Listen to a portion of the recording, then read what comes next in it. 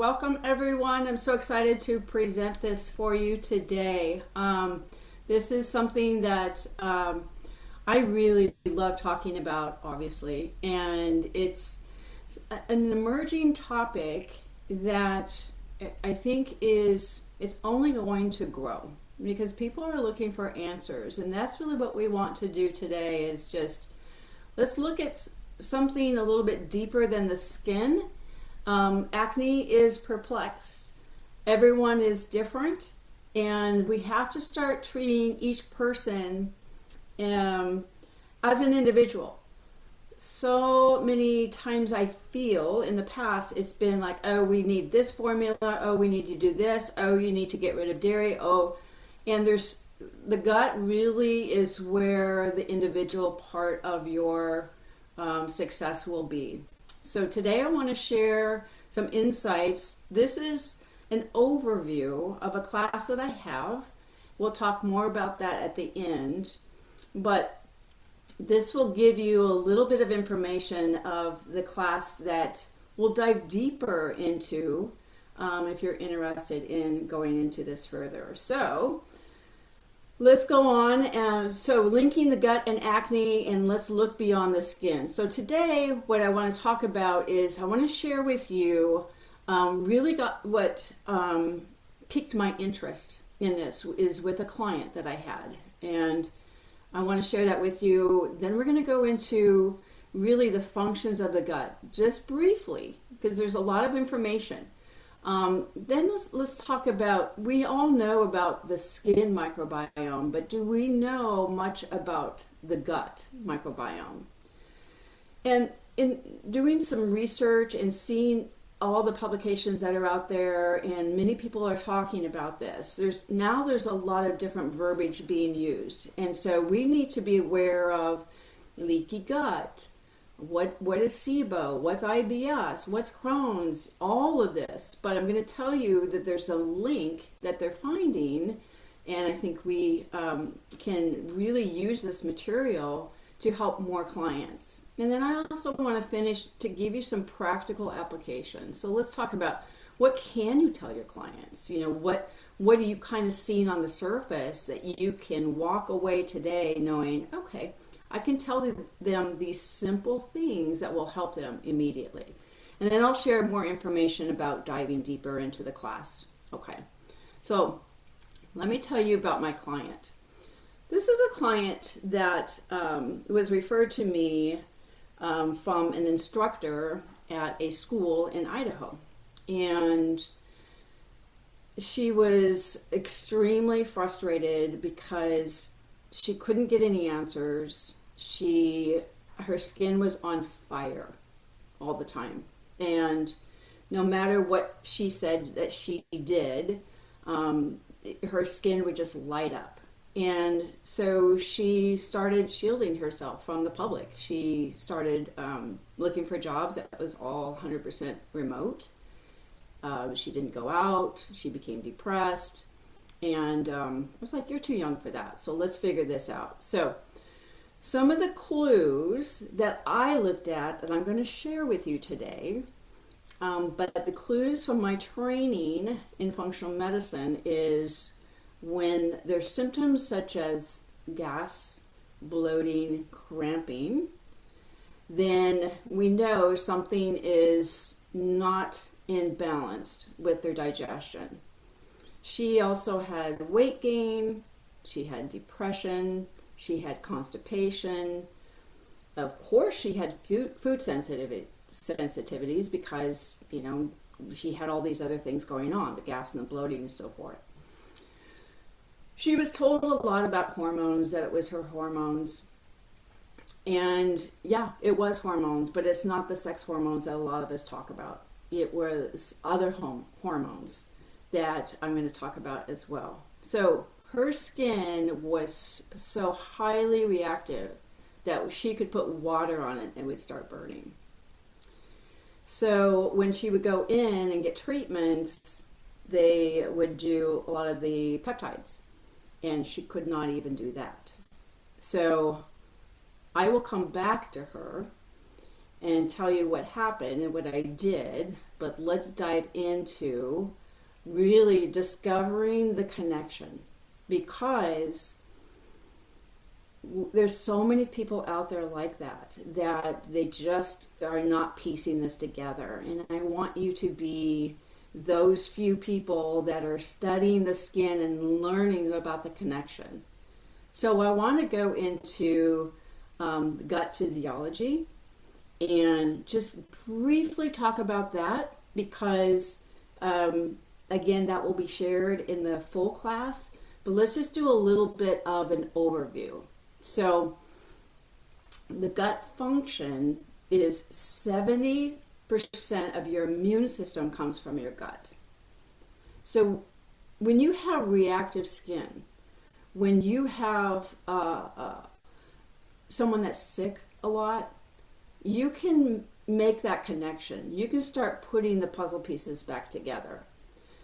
And also know that the gut, it houses so much of the microbial population, and they're there for a reason. There has to be a balance with the microbes within the gut. We know that the gut is responsible for nutrition and absorption, but it's also responsible for non-absorption. And what do I mean by that? Well, we assume, I hear this a lot from some of my clients, where I'll say, okay, I think you might have some deficiencies in whatever, maybe protein or whatever. And they'll say, no, I have shakes, I eat a lot of red meat, and they're telling me all the things that they're doing. Or maybe they're taking supplements that have a lot of high protein. That just gave me a clue that you're not absorbing it. So why? Why are you, if your skin looks a certain way and you're feeling a certain way, so you would look at the skin and you go, lack of collagen and elastin. Why? There's a connection with the gut. Your gut is your largest endocrine producer. Remember that, because the organs within our body do not work separately. They all work interconnectedly. And I know that you've heard this before, but the gut is really the master. I call it the sunshine, because everything comes from the sun, and you can grow and you can get better, and it's good for you and all that. So think of the gut as just like the master of ceremonies. And then when you have clients that maybe they're depressed, maybe they have no gumption for anything, they just have they're blah. That's good, because most of our dopamine and serotonin are made in the gut. So these are all clues. We're not diagnosing, we're just looking for clues here. All right, so let's continue on. We know that the skin is the largest organ, and it also has its own microbiome, and it communicates with the other organs. We also know that there's a protection factor, and it communicates a certain way. So when we look at the skin, we see things like inflammation. Oh, they're swollen. Oh, they're so puffy. What about redness? What would redness say to you? What would that give you a clue on? Usually we think inflammation, but we also want to start thinking about, red blood cells have oxygen. So the body's trying to get oxygen. So let's think about that for a second. Then today we are talking about acne, but you'll see things like, pustules, milia. You could see hyperpigmentation. What if they have dry, itchy skin? That gives me a clue about histamine. There's something that's happening with their histamine. And then dark circles. Do they bruise easily? Do they have a poor lymphatic system? This is all the clues that the skin is telling you, and we can link this back. Okay, now, all of you are extremely educated with the skin, don't need to spend a lot of time here, so let's move on. So let's look at the similarities. So we know that the microbiome has presence in the gut and the skin, but let's look at what they have in common. So let's look at the microbiome of the gut. Okay, Now, there are trillions in the gut. Most of them reside in the large intestine. But when we're speaking of microorganisms, we're thinking of viruses, fungus, yeast, bacteria. All of those are part of the microbiome. They also provide a protection factor.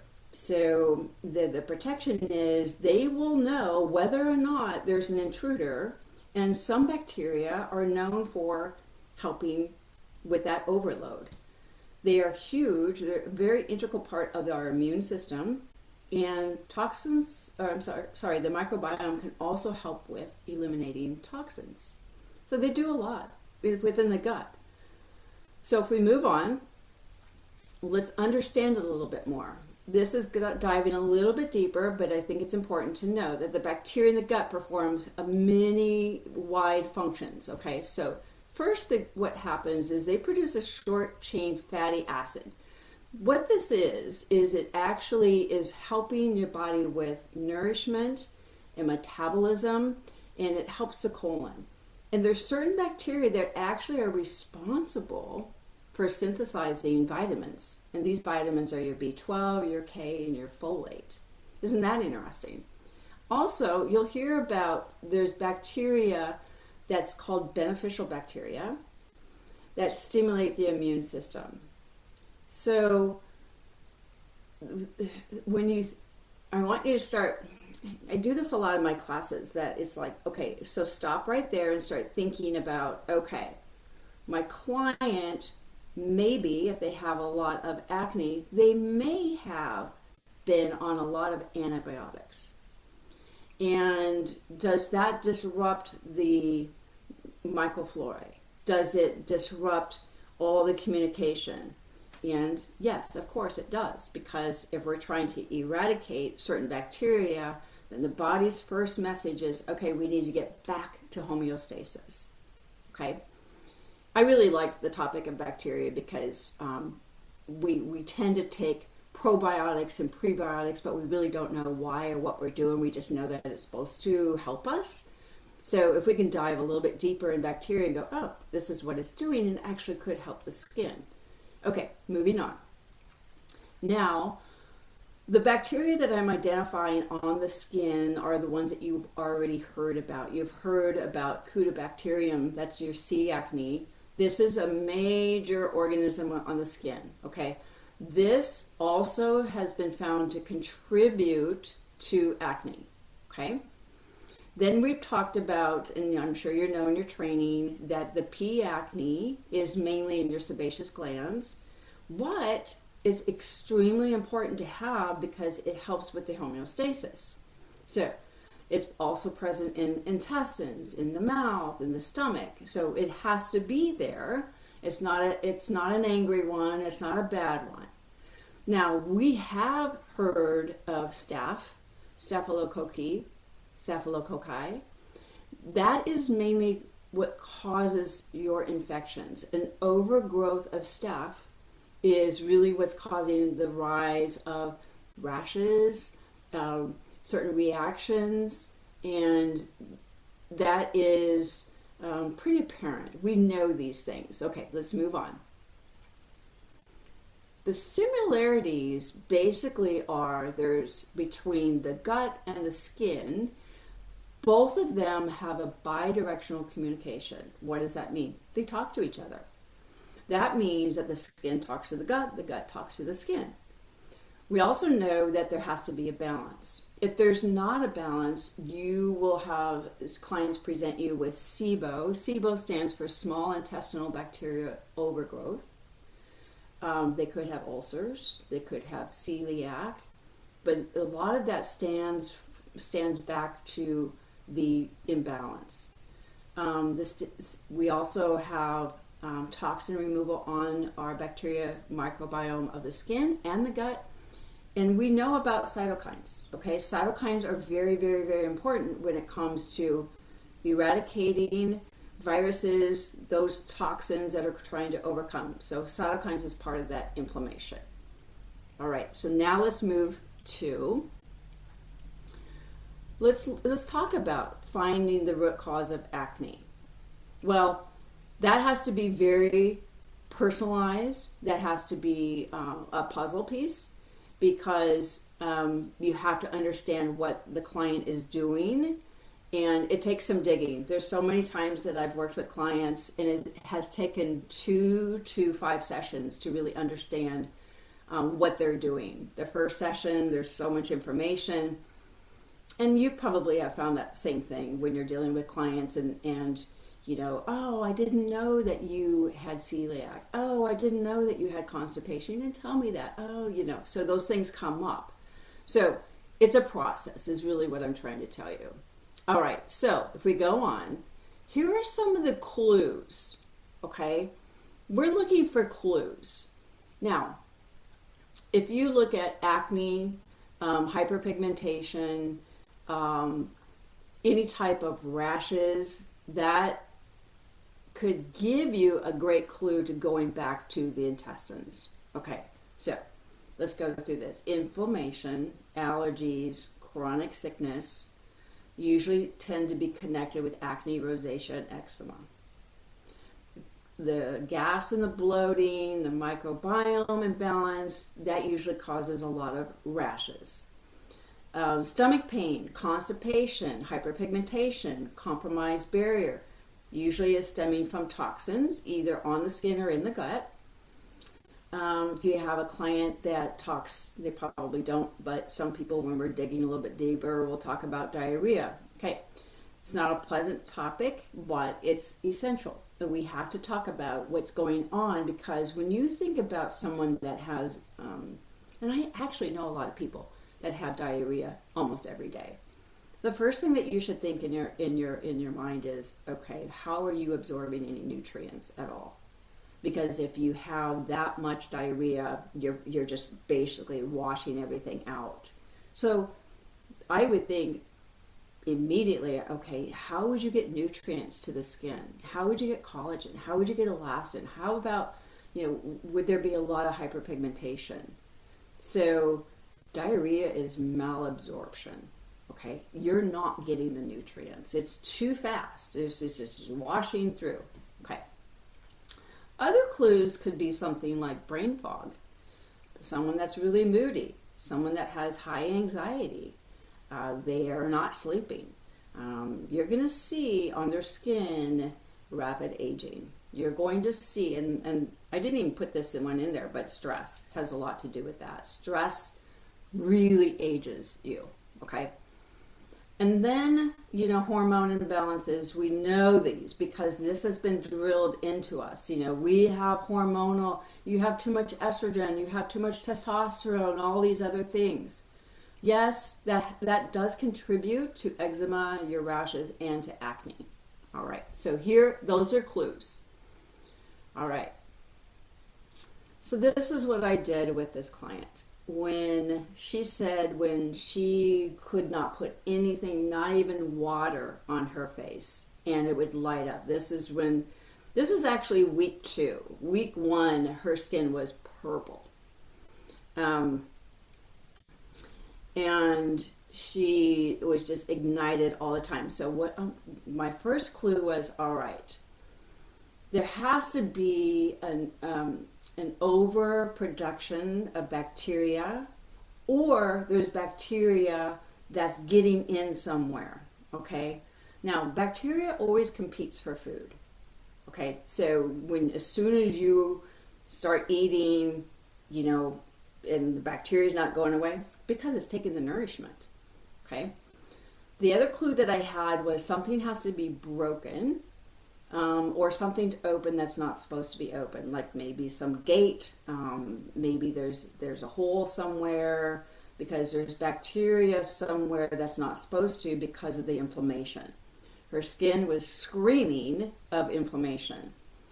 So when I look at connecting this, I'm thinking, okay, I know what the gut needs, and it needs to prevent anything from entering or exiting that's not supposed to. But in her case, I could tell that something was coming in, and that was because of the inflammatory response. Now, I'm going to tell you it took some time because all this was a process. And within a week or two, she started to see results. And I could not put any product on her skin, even the softest, the most, the natural, anything. The only thing that I could do for her was try to draw those toxins out, try to help the skin to eliminate. At the same time, I had to think, okay, how can we heal the gut? Because there's something that's happening that's bringing this here. So that's a process. So the first thing I did with her skin was I said, I just need you to put warm, moist towels on your skin. I want to start drawing those toxins out. That's what your body's doing anyway. That's what it's telling me. Let's help it out. And we did that for maybe just 2 weeks. Nothing else. That's it. And she started seeing results. As we changed her diet, when I say nothing, that's it. That was just on her skin. But in the meantime, in the background, we're looking at, okay, what are you eating? What's breaking down? What's your stress like? What's your sleep like? Where are you in life? Are the hormones going out of whack? Why? If you've heard me talk before, you know that I'm going to tell you that stress stress gets a free pass in almost everything. Okay, we don't recognize it as being a hormonal disruptor, and I'm going to tell you it's the #1 hormone disruptor.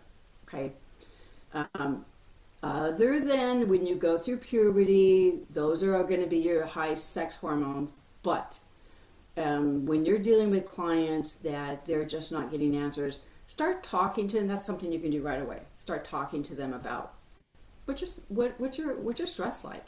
Oh, it's nothing. I'm just really busy. Okay, tell me about that, because busy is stress, and we've accepted it as I just have a lot in my life and I have a lot of goals, and okay, but it's stressful.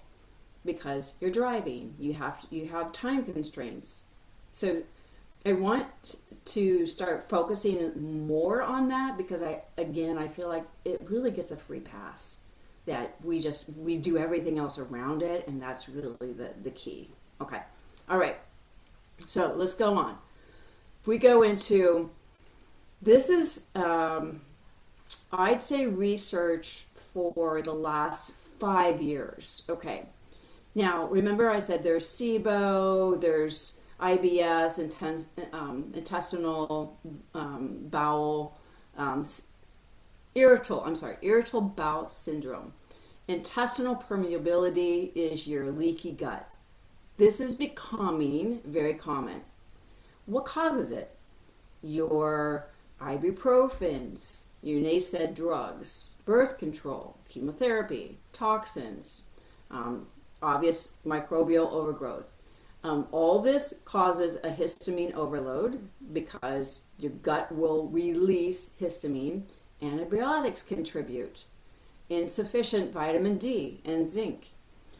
Chemicals, pesticides, food additives, gluten, and of course stress.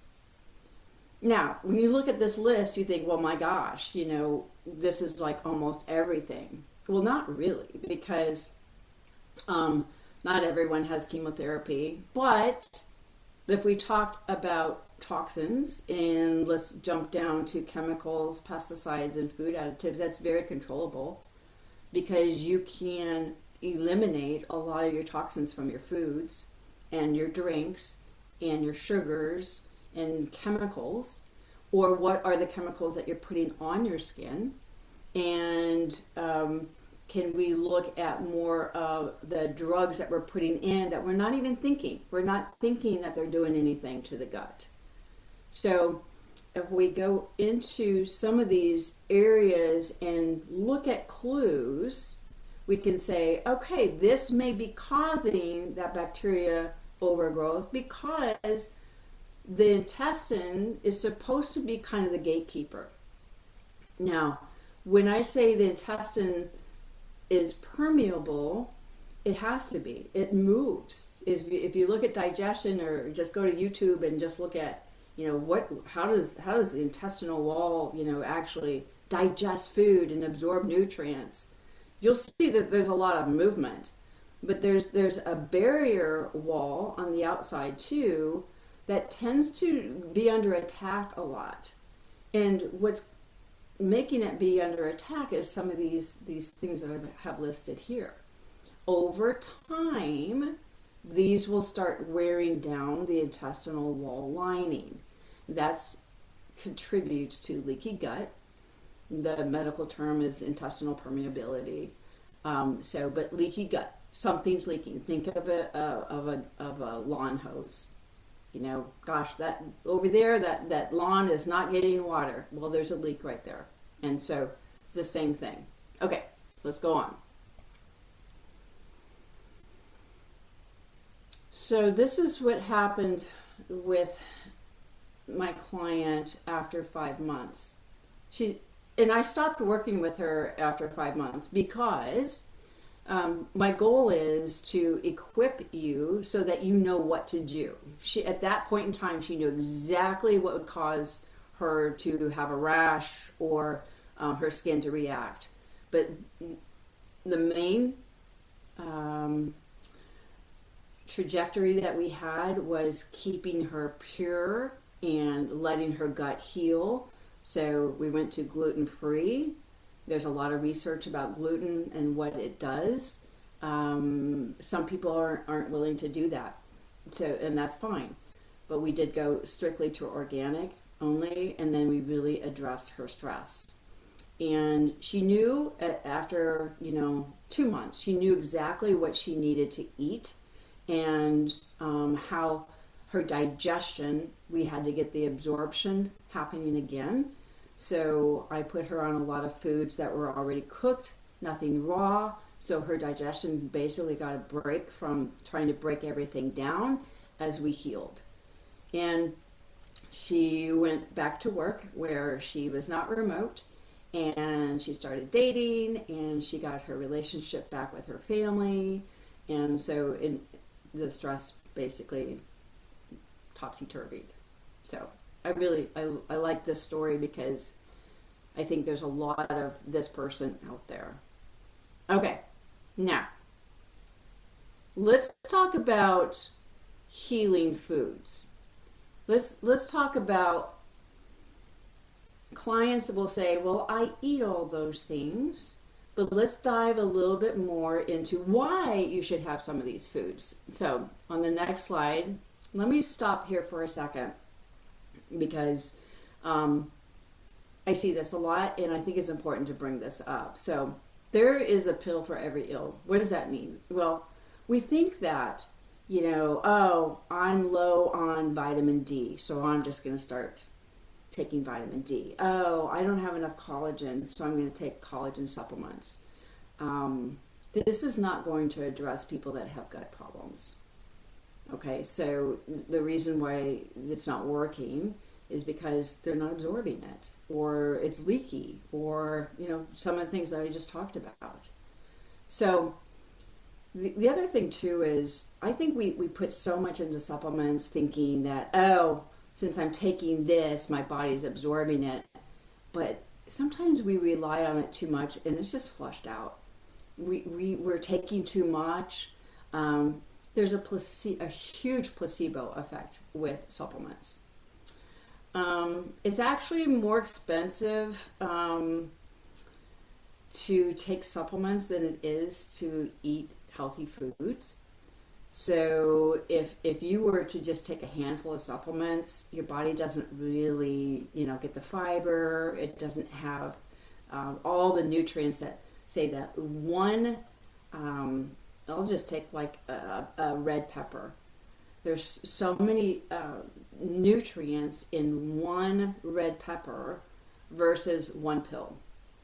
And so remember, if you're taking too many of one thing, it can be harmful. It could lead to toxicity, or it's just not addressing, and you're wasting your money. I did write an article about this, and this was in Dermoscope last July. So if you want to read about this, I kind of address all of this. All right, let's go on. I want to save time for questions at the end. So, okay, these are the foods that if we were just focusing on someone to heal their gut lining, because we're suspecting, leaky gut. There's a strong correlation in the research that is leading to leaky gut and acne. So the foods that I would suggest would be okra, chia seed, ground flaxseed, artichoke, gelatin, bone broth, and collagen powder. Now, collagen powder, I have an article on my website about that, and they're not all the same. And you have to look at the additives, and you have to look at the sugar content, because the reason why they're so popular is they taste good. But again, if your gut is leaky, you're not getting the collagen. So we already talked about this again. I'm just going to bring it up again. These are the things that damage the gut. And I'm talking about the wall lining. So they're the NSAIDs, the pesticides, oral hormones, artificial sweeteners, heated inflammatory oils. Okay. Where would you get heated inflammatory oils? No one purposely eats inflammatory oils. Okay. There's a lot of oils that in your fried foods and your fast foods and your processed foods that are used because they're cheaper. And when they are heated past a certain level, they become toxic. And most restaurants, obviously fast foods, are going to be using the cheaper oils because we need to sell the product. We can't go out there and buy these high-end oils. So just know that if your client is eating a lot of processed foods, a lot of fast foods, they eat out all the time, and they just don't know where the inflammation is coming from, that's where I would start with them. Okay. Next slide, we'll talk about where do you get good oils? You know this. This is nothing new, but I'd like to talk about your omega-3s, which are, we already know the fish and things like that, but flax seeds are really good. Pumpkin seeds are amazing. Your tofu, tempeh, your walnuts, and your dark green vegetables, those. Because in your dark green, you get chlorophyll, and chlorophyll contains omega-3s, and this is helping with oxygen. This is huge. The more chlorophyll that you have, this is your dark, the cleaner really that your system becomes, okay, because of the oxygen, and it helps with toxicity. Now, omega-6s are your nuts, your seeds, your grains, legumes, and dairy. But, as I mentioned before, you're also going to have your corn, your soybean, your safflower, your canola, sunflower seeds. These are good. These are all good if they're not heated to a high temperature. So, again, just like stress kind of gets the, free ride, I think your heated oils are getting a free ride as well. We're suspecting almost everything else, and then when it comes to this, we think, no, I eat pretty healthy. I think we're good. Look into this. Talk to your clients about what they're actually eating, because what happens at a higher temperature is you're stripping the good qualities of that oil. And so there's a science behind how high you should have your coconut oil, how high you should have your olive oil. Otherwise, it becomes toxic. All right, so another area that I really feel that's important is your flavonoids. I did write an article about this as well. It's very informational in terms of what are they? You see the word, but where are they? Well, kale, lettuce, tomatoes, berries, garlic, onions, apples. But the good thing about flavonoids is really what it does with circulation. The health benefits with flavonoids are, it really helps with your blood pressure. And how many of your clients are on high blood pressure medication? A lot. So where is it? It's in the pigment. So when you look at foods, your cocoa, your green tea, your red wine, your bananas, not too much red wine, because we get excited when we say red wine. Not too much. Bananas, peaches, and pears. Now, one of the main areas in flavonoids is your quercetin. And this is probably, again, it's not talked about as much. But what they're finding in the research is how it helps with Alzheimer's and anti-inflammatory. So you can tell your clients to start eating these certain foods, knowing from this information how it's going to help with inflammation. You didn't prescribe anything, you didn't become a dietitian, you're not out of your realm. You know that this person has inflammation, and you know that these other foods are probably a culprit if they're eating out a lot. Explain to them what these other foods would do to help them with their skin. All right. If I'm going too fast, please let me know. So, remedies to start immediately. Number one, avoid processed.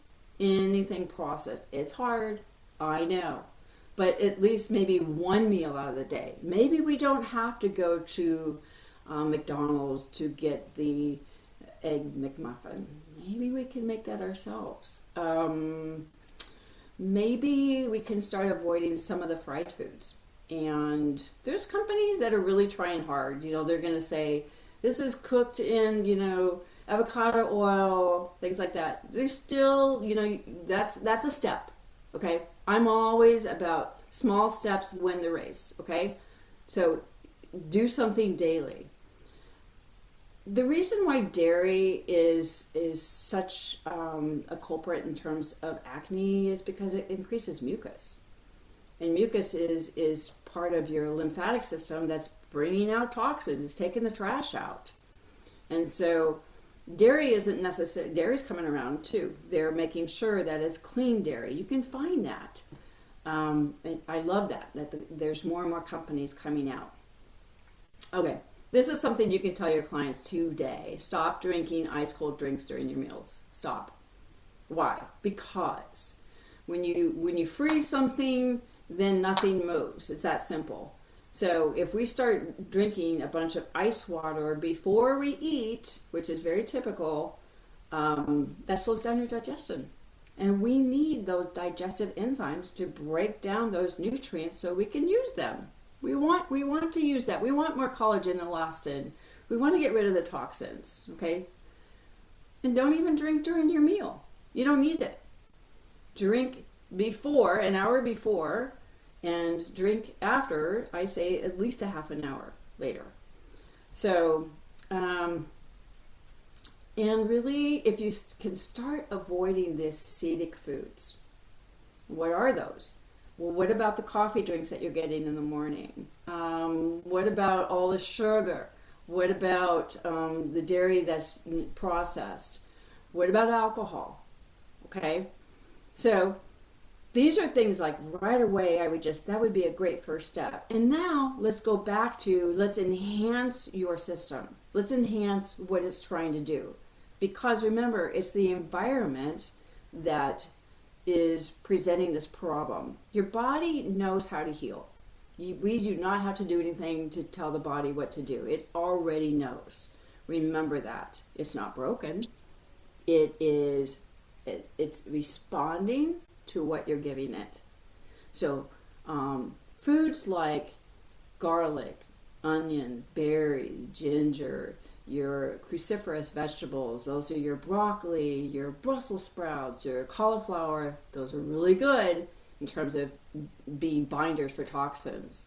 We know about cucumber being cooling. We put it on our eyes. There's science behind that, but mint and cilantro do the same thing. And then really start aiding your body with antioxidants. There's great antioxidants. Cacao powder is, to me, my go-to. I put it in my yogurt and stir it up, and it feels like I have like a chocolate shake in the morning. But it's really high in my antioxidants. And we know about the other ones, A, B, C, D, E. But remember about the quercetin as well. All right, so moving on. If you're interested in more information, I went through this pretty fast and gave you an overview. In the class, the deeper dive is we do talk about stress because it does disrupt your digestion. I do want to give you facts based upon research that has to do with your gut wall lining. What are they finding? What are they seeing? There's a lot out there. The liver is part of your digestion. It's part of it makes the bile. If we don't have bile, we can't dissolve the fat that is broken, or we can't dissolve and utilize the fat when we eat it. And fat is good. We need the avocados. We need the walnuts. We need all of that. I'll dive deeper into the microbiome. And then insulin I put as the last one because that is the hormone, in my opinion, that is the number one instigator. It is the, I don't want to say sleeping giant, but it is a giant when it comes to diabetes, inflammation, cognitive decline. It's crazy. And we have sugar in everything. But I want to give you the science behind it, so we dive into that as well. And then let's go on. Okay, what do you do with all this information? And you're just like, okay, this is great, but gosh, I don't know if I could talk to my clients about it. Start fixing yourself. If there's things that you have that you can't get answers to, or maybe you just don't want to go to a doctor, you're just like, okay, I just need to exercise more, I need to do whatever. I do private consulting all the time. I give 30 minutes of free right off the bat. And why? Because I love helping people with their gut. That was my story. That's why I got into this. There is a gut and skin course, certification course that I have. It's about 4 hours long. Yes, you go deep, but you will be able to recognize what's going on after that course. And that was my training. I mean, it was intense for 3 years, but I can confidently say I know a lot about the gut and the liver and the pancreas, so it helps. Or you can just partner. You can partner with me so I can help your clients with you. I do that a lot with estheticians. They'll say, hey, I have someone, she's very upset about her skin. She feels like she's aging too fast. Her acne's not going away. I start working with them and we start reversing some of these things. And then last slide, I write articles. I love writing, and so lots of articles published, Dermoscope mainly and Skin Inc., but I have weekly blogs if you want to sign up for. They're short, but they just give you, I kind of take what the topic is when I see out there, like right now it's all about sarcopenia, which is muscle loss. And as you age, why do my legs and my arms get saggy? There's a reason. You can always email me, and I love to hear from you. I do have a book on Amazon right now that is a very fast read that gives you an overview of gut and imperfections that are actually making you perfect. And then I also have a free class for you on my website. So if you want to go to my website, that would be the first step. Thank you.